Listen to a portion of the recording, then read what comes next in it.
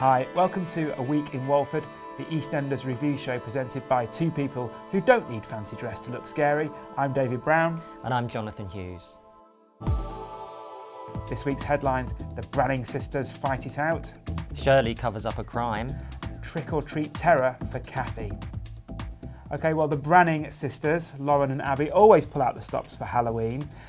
Very gothic treats on offer this year. In the past, of course, we've had Lauren almost getting apple bobbed to death. Yes, death by bobbing. Abi in the Weeping Angel mask. Oh, that was terrifying. She chased her down the square, didn't she? How do you think this year's nightmare compared? Well, they really, as you say, have set a precedent, but I think they pulled all the stops out. It was like an episode of like Hammer House of Horror or Tales of the Unexpected. So Abi's in her sister's wedding dress because the fiancé is dead, which is why they're not getting married. She was also having an affair with him. She's in the wedding dress. It all comes out about the affair with Stephen. And then, I think this was a stroke of genius, the sisters end up covered in Stephen Beale's ashes. Well, you say covered, but I'd have quite liked to have seen them more covered. I think the ashes should have gone in their face. Oh, and imagine like, oh, what's that? Bit of Stephen. It's a bit of Stephen. Yeah, weeks later. But do you think that it was a watershed thing? Do you reckon the plan might have been for them to have kind of been a bit more doused in Beale? Covered in corpse, covered in ground up corpse. Probably at 7:30 at night. That was perhaps a compliance issue. I don't know. I do wonder what... We're just guessing, speculating. We're speculating on that. That's not confirmed. But I do wonder what the dry cleaning explanation would be when they do take that wedding dress down to the dry. Sorry, my dead fiance's all over it. Can you get that out? Yeah. Let's hope.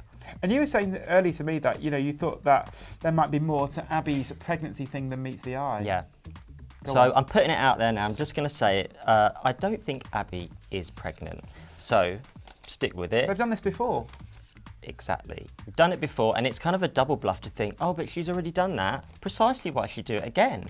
And also, she looked a bit wobbly when Lauren asked her about how far gone she was. You're not showing. When's your scan?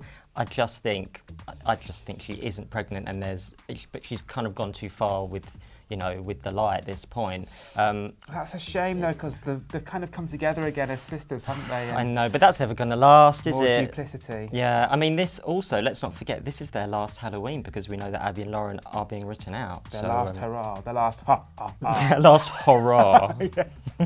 Well, from those two sisters to two other sisters scheming away in the background, we've got the Carter girls, Shirley and Tina.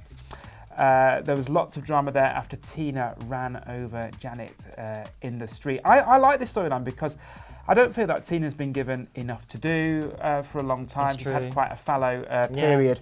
What did you make of their particular cover-up? Well, I don't know. I think it was a bit out of nowhere, like that car in the rain. I just feel this storyline has sort of popped out of nowhere. I don't really know what it's about. If it's Shirley again covering up for her family or sort of taking drastic measures, potentially putting herself... Taking the rap again. Yeah, we've kind of done that, haven't we? I do agree about Tina having something to do at last because I think she's great. She's very underused. I just don't know also why Shirley wouldn't sort of own up to Billy and Honey. She's got no beef with Billy and Honey, has she? Why would she want to watch them go through something quite upsetting? I'm not sure. I think because nobody can ever tell the truth ever. Oh, I forgot. Oh. Gratification needs to be deferred. Yeah, I did forget that. Yeah.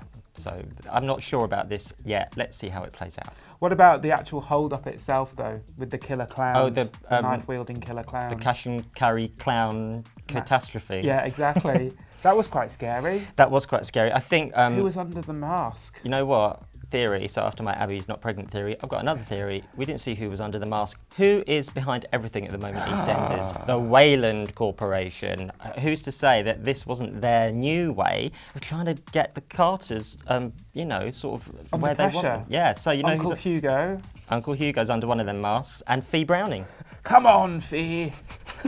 Let's dress as Pennywise. They all float at the cash and carry. That would be amazing. Yeah, I think it's them. Big Christmas reveal, Uncle Hugo's clown costume.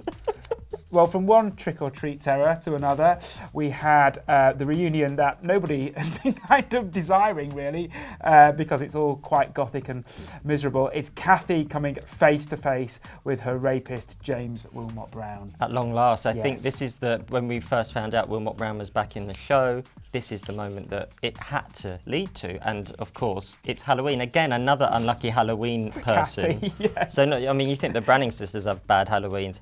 Poor Kathy. So a couple of years ago, do you remember Gavin? Does anyone remember Gavin? Gavin Sullivan, played by Paul Nicholas, just good friends. Yeah, so he turned up, didn't he? The man who made Kathy fake her death, evil Gavin, he turned up on Halloween. This year we've got Wilmot Brown turning up. Who's next? Fingers crossed, next year, Pete Beale back from the dead. There's no one left. Should have no more plates left in the cafe. Should have dropped all of her crockery everywhere if Pete came back. Blimey, O'Reilly. And of course, this was quite heavily signposted earlier in the episode because she was saying bad things are always unexpected. They never come when you expect. Yeah, klaxon. Wilmot Brown's on his way. Yes, there was the Wilmot Brown klaxon. Although I did think that conversation, because that was with her and Michelle, also giving advice to Shaquille about the agony aunts. Yeah.